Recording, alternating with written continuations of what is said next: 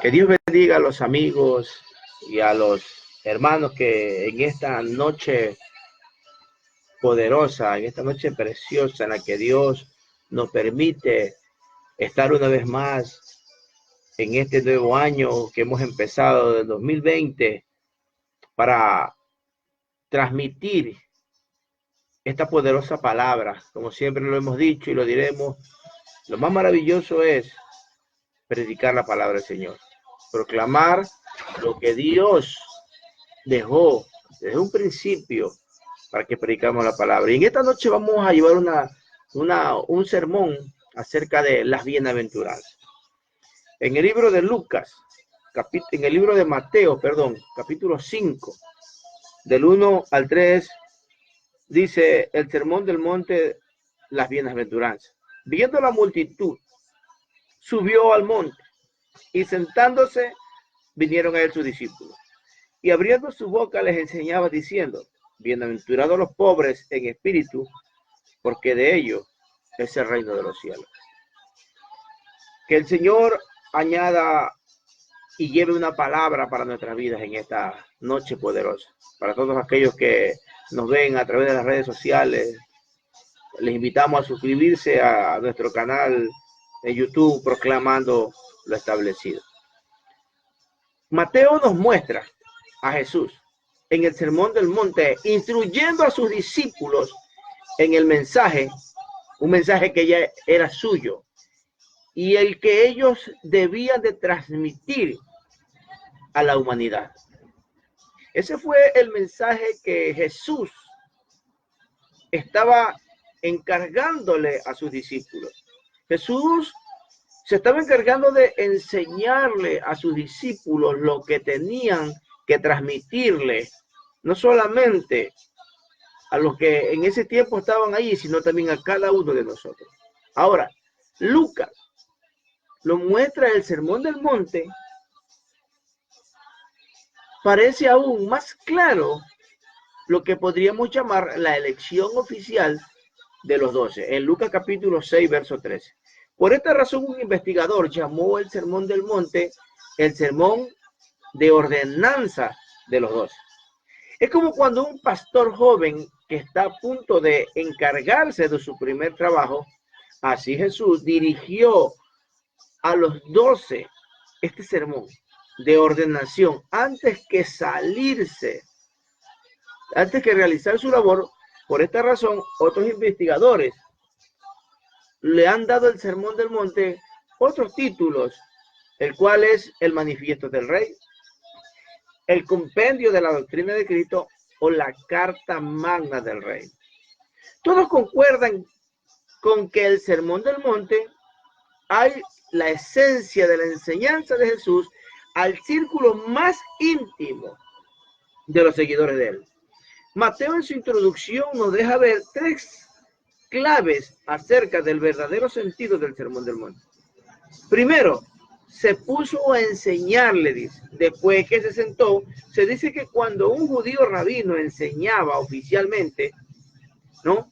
Cuando él, porque se sentó, cuando ella se sentaba, cuando un discípulo se sentaba, era porque él estaba abriendo su corazón a llevarle esta palabra, a enseñarle lo que su padre quería que cada uno de los hombres en esta tierra quedaran grabada, impregnada la palabra de Dios en su corazón. Ahora, cuando un rabino se sentaba oficialmente, para hacerlo, lo podía hacer, ellos lo hacían caminando.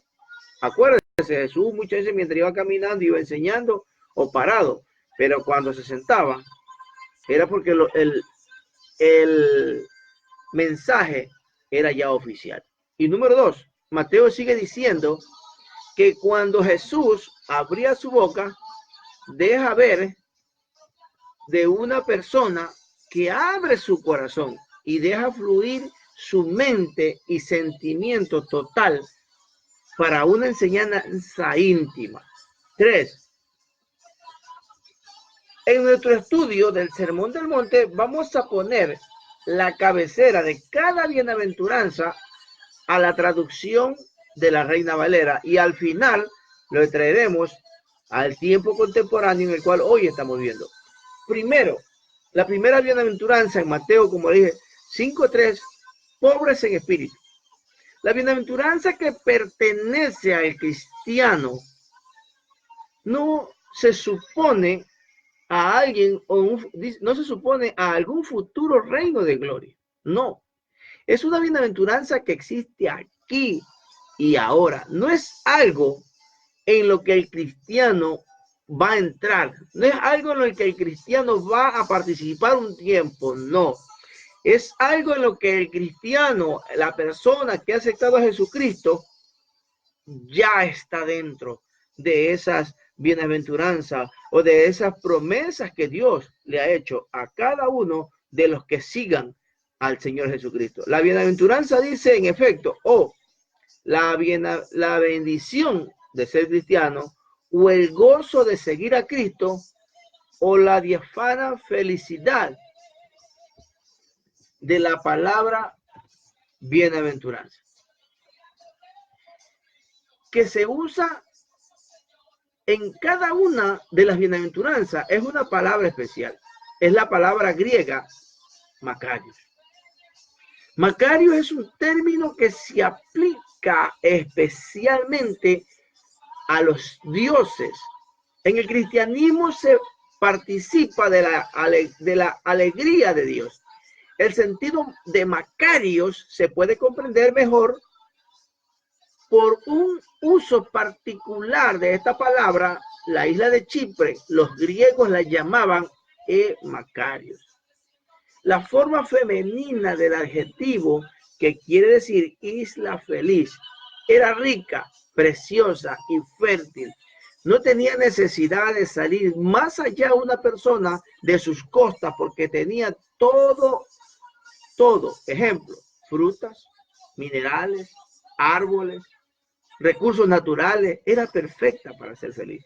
Macarios describe ese gozo que tiene su secreto en sí mismo. Ese gozo que es sereno, inalterable y autosuficiente. Ese gozo que es completamente independiente de todos los defectos de la vida. Ahora, indica que es algo que depende de las circunstancias cambiantes de la vida. Algo que la vida puede dar e igual puede destruir. Imagínense, la bendición cristiana es totalmente inexpugnable e indestructible. Jesús dijo en Juan capítulo 16:22, dice, nadie os quitará ese gozo. Nadie os quitará vuestro gozo. La bienaventuranza nos habla de ese gozo que no busca a través del dolor, ese gozo que la tristeza y la pérdida, el dolor y la angustia no nos pueden afectar. Ese gozo que brilla a través de las lágrimas y que nada en la vida o en la muerte pueden arrebatarlo. Ese es el gozo que el Señor nos ofrece a través de su palabra. Ejemplo, el mundo puede ganar. Usted puede ganar sus gozos, pero asimismo, ese gozo que el mundo le da, también asimismo lo puede perder. Los cambios, por ejemplo, por los cambios de la fortuna. Su vida cambia cuando usted se gana un dinero, cuando su extracto social o económico cambia, su vida está transformada. O por el colapso, o también puede cambiar su vida de un momento a otro cuando hay el colapso de la salud, cuando usted se enferma, su vida es transformada, ni la plata, ni el oro, ni todo lo que tenga, ese gozo se desaparece, es algo ficticio, es algo que solamente es efímero. Hasta el cambio atmosférico puede llevarse el gozo que el mundo les ofrece. Pero en cambio, el gozo que el cristiano disfruta es el gozo sereno que inalterablemente, que viene de camino, pero que siempre está en la compañía y con la presencia de Cristo en nuestra vida. Ese gozo no se lo puede quitar nadie. Jesús dijo, mis pasos dejo y mis pasos doy. No como el mundo la da, sino como solamente mi Padre la sabe dar. Es un gozo que, te digo, mi amigo, mi hermano, en esta hora, cuando usted ha aceptado a Jesucristo, cuando usted está viviendo una vida agradable delante de la presencia de Dios, usted va a experimentar realmente este gozo maravilloso, este gozo precioso que Dios nos da. Nosotros venimos a ser nuevas criaturas, nosotros venimos a ser personas que hemos sido transformados y venimos a saborear lo que realmente es la vida cuando aceptamos a Jesucristo. Eso sí, cuando usted deja que Cristo Jesús cambie, moldee, transforme su vida. Bendito sea el nombre del Señor. Ahora, las grandezas de las bienaventuranzas no son promesas de algunas distantes, sino que son gritos triunfantes de bendición por un gozo permanente que nada en el mundo la puede arrebatar. Cuando su palabra dice bienaventurados los pobres en espíritu, hay dos enfoques para llegar a la palabra pobre, y es la palabra tojos y la palabra penes, que viene del griego. Penes describe a la persona que tiene que trabajar para ganarse la vida. Penes describe al trabajador que no tiene nada, que no es rico, pero tampoco es un indigente. Penes no es la palabra que se usa en esta bienaventuranza para la palabra pobre. ¿Cuál es la palabra que se usa para pobre? Es tojos. Es la que describe la pobreza absoluta y abyecta. Está conectada con la raíz toseín, que quiere decir encogerse o acobardarse. Y describe la pobreza que golpea hasta poner de rodillas. En otras palabras, está diciendo esta bienaventuranza: bendito el hombre que está absolutamente indigente. Las bienaventuranzas no se dieron originalmente en griego, sino en arameo. Los judíos tenían una manera especial de usar la palabra pobre.